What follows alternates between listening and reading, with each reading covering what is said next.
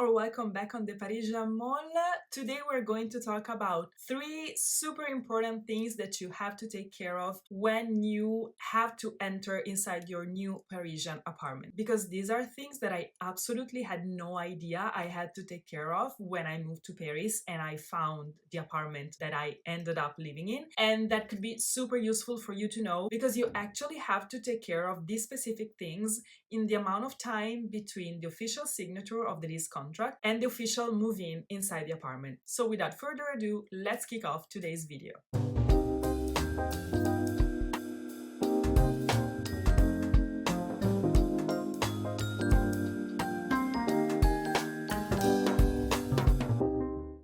Okay, so when I moved to Paris, I truly discovered so many things that I was absolutely not aware of. And finding a home, the procedure of finding a home in Paris was completely different from what I was used to before. And the amount of documents that I needed to provide to find an apartment for rent was absolutely something I was not used to. And if you need to understand what kind of documents you need to provide to find an apartment for rent in Paris, how to find a home in Paris, you can find a dedicated video on my channel. I will link it up here.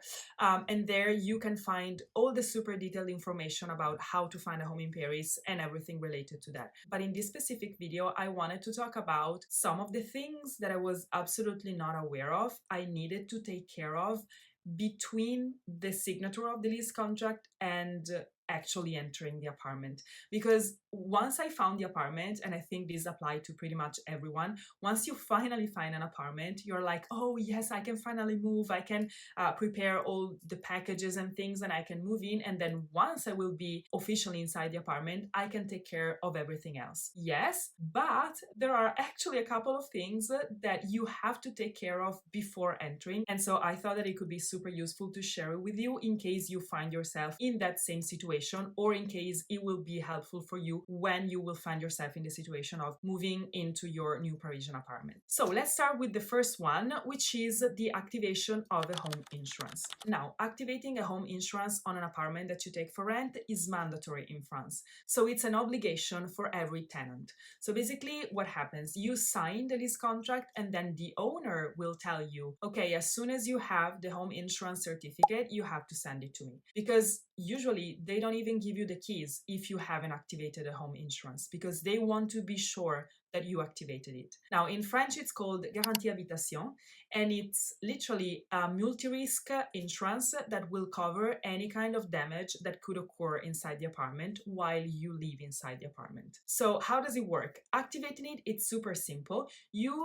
First of all, you need to choose an insurance company. You can choose the insurance company you prefer. You can just go online and browse a little bit of insurance companies. You can ask for some quotations. You can just look at the reviews. I mean, you can take all the information that you need in order to decide which kind of insurance company you want to activate the package with. But you could also ask to the bank where you opened your French bank account, because pretty much every bank now has partnerships with insurance companies and they can directly activate a Garantie Habitation for you. And basically what you have to do usually is to provide a series of information about the apartment.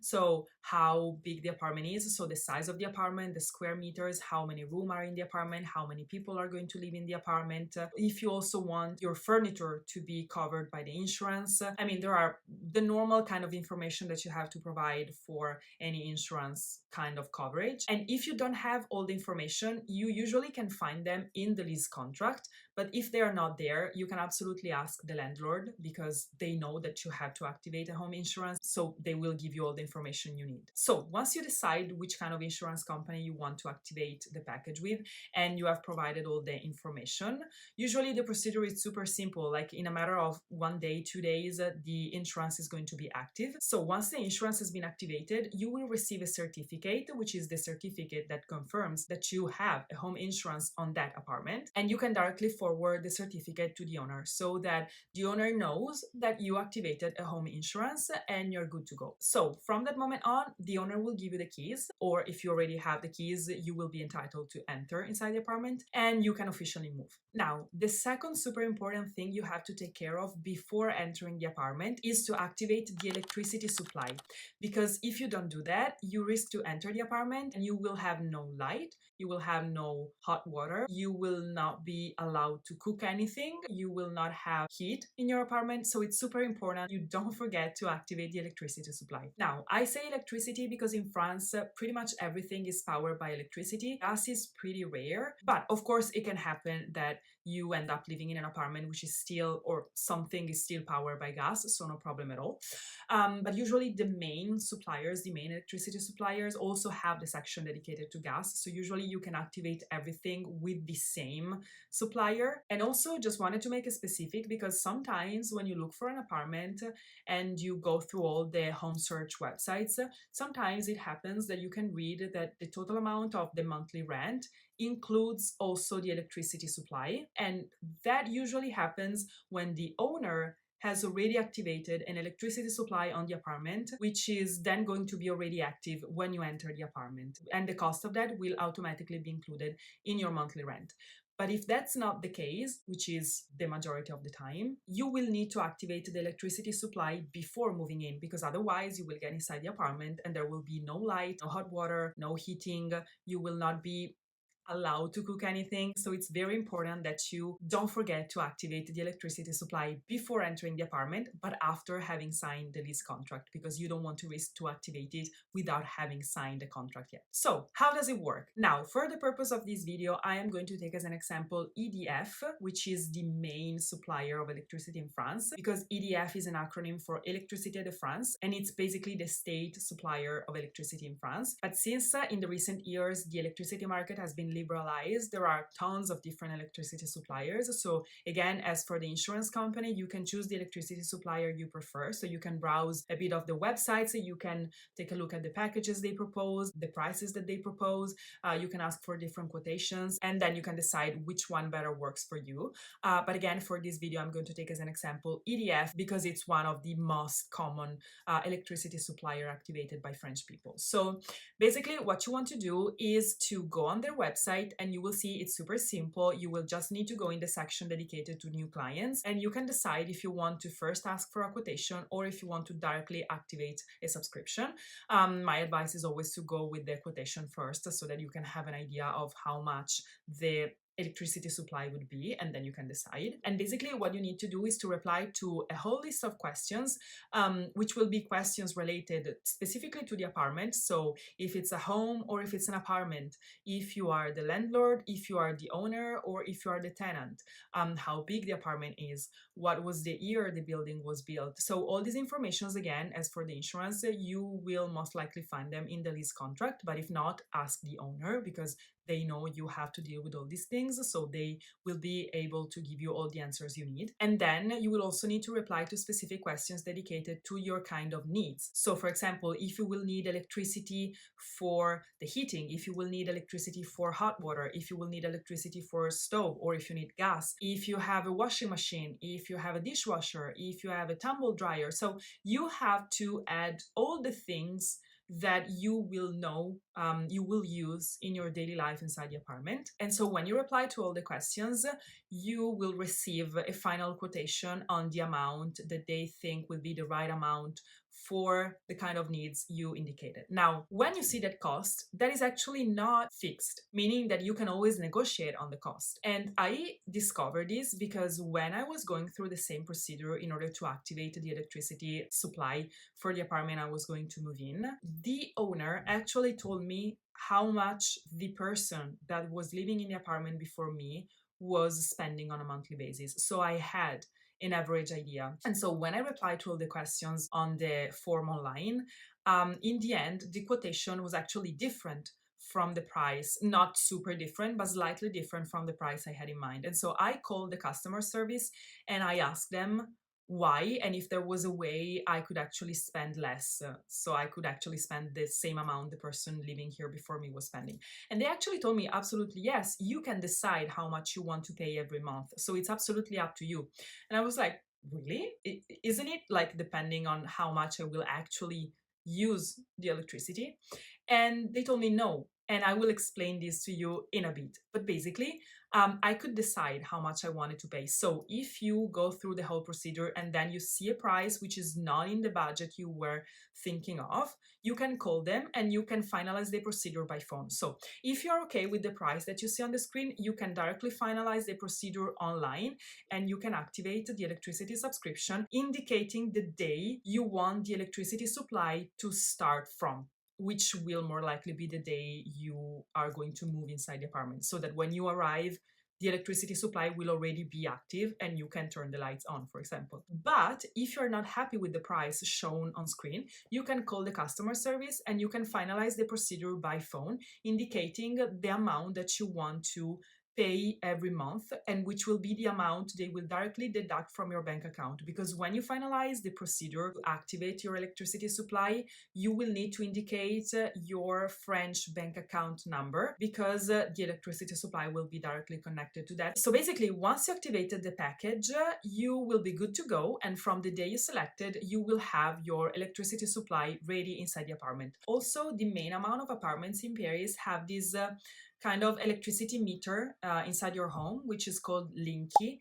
And it's an electricity meter which will be connected to the EDF app that you can download on your phone, and which will allow you to actually check all the electricity usage day by day and also hour by hour, actually, which is super helpful because it helps you understanding how much you're actually using, how much you're actually consuming, if you can reduce it, how much you're actually paying. And this is where I want to explain you what happened after I actually signed the contract, because basically when I moved inside the apartment and I started tracking on the app how much I was actually spending, also because bear in mind that when you move to a different country, of course, all the parameters change. And so in the first months, I was tracking my electricity usage on the app, and I was actually seeing that every month I was consuming a different amount of electricity, but I couldn't understand why every single month the amount that they deducted from my bank account was always the same, and it was the same amount that I agreed on when I signed the contract for the electricity supply. And so at some point I called the customer service again and I said, listen, I don't understand, like, is there something that I need to do?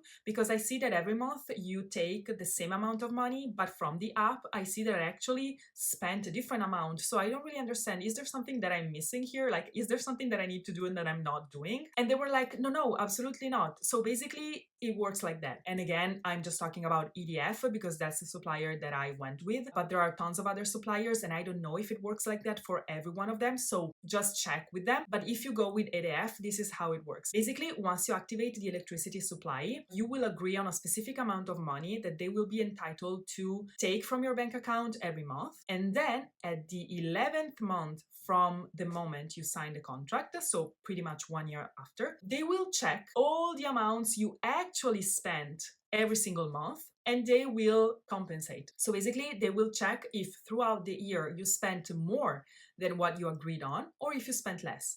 And if you spent more, they will invoice you the extra amount. So one single invoice with the whole extra amount that you spent. So the sum of the extra amounts that you spent month by month, and they will directly withdraw the money from your bank account. If you spent less than what you agreed on, they will give you back the money. So it's super automatic. There's nothing you need to do. And I have to say that it's not bad at all. I mean, I had no problems at all. Also because I realized that there were months where I was spending more than I thought. And that happened in the winter months because there was also the heating and everything.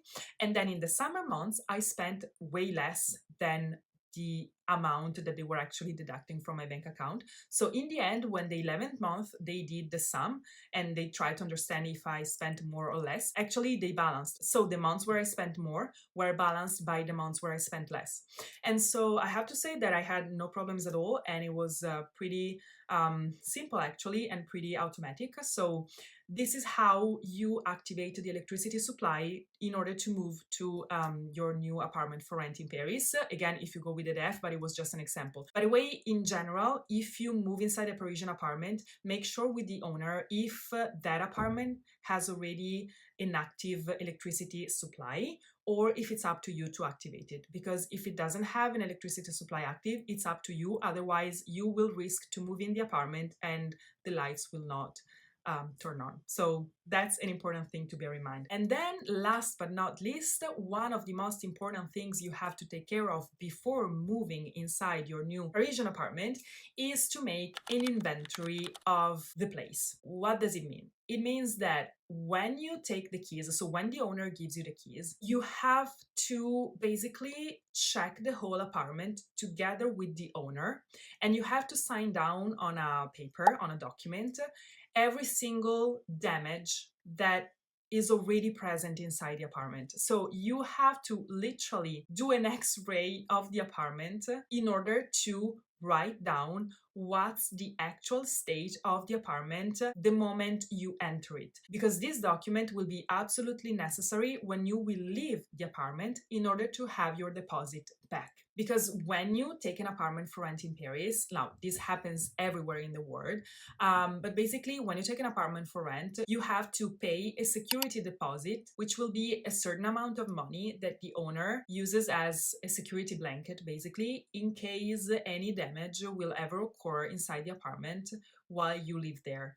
And I'm talking about damages which are not going to be covered by the insurance, because I'm talking about damages that you create to the apartment. So the owner wants to have a certain amount of money that in case they can use to repair these damages. Now, considering the fact that pretty much everyone would like to receive back the security deposit when they leave the apartment, we don't want to risk the owner to use a damage that was already existing when you entered the apartment to use it as an excuse to keep the security deposit that you paid, right? We don't want that. We absolutely don't want that. So when you enter the apartment, you have to go through this inventory with the owner in order to sign down the actual state of the apartment when you enter it. And if there are damages in the apartment, like for example, a sign on the wall or something which is broken and everything, it has to be written inside this document. And then you both have to sign the document. So you and the owner. Now, this document will be created in 2 copies. One goes to the owner, one goes to you.